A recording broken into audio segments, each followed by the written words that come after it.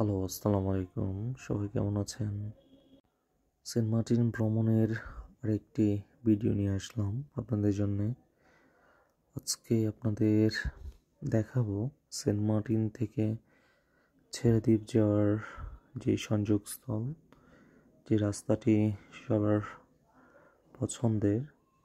Saint Martin থেকে ছেড়াদ্বীপ যেতে এই সংযোগস্থলটি প্রথম চলে আসে। তো এটি সংযোগস্থলটি পার হয়ে সামনে এগিয়ে যেতে হয়। তো আমরাও সেন্ট মার্টিন ছেড়াদ্বীপের সংযোগস্থলটি অতিক্রম করে ছেড়াদ্বীপের দিকে এগিয়ে যাচ্ছিলাম। তো খুব সকাল হয়ে যাওয়ার কারণে এখনও লোকজন সেন্ট মার্টিন থেকে ছেড়াদ্বীপের দিকে যাচ্ছে। সেন্ট মার্টিন থেকে ছেড়াদ্বীপ ভ্রমণে আপনারা যখন আসবেন ঠিক এমনটাই দেখতে পাবেন, সূর্যোদয় দেখতে পাবেন যদি খুব ভোরে ছেড়াদ্বীপের উদ্দেশ্যে রওনা হন।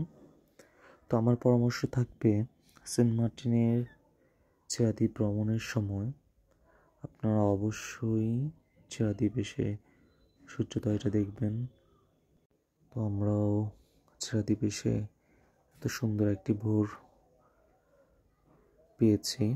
খুব সকালে আসার কারণটা হচ্ছে যে 8টার পরে আর ছেড়াদ্বীপ প্রবেশ করা যায় না। তো 8টার আগেই আপনাদেরকে ছেড়াদ্বীপ চলে আসতে হবে এই অন্তিম সীমানায়। বাট কেউ যদি সকাল 8টার পরে আসেন সেক্ষেত্রে হয়তো ছেড়াদ্বীপ প্রবেশ নাও করতে পারেন। সবাইকে ধন্যবাদ। আল্লাহ হাফেজ।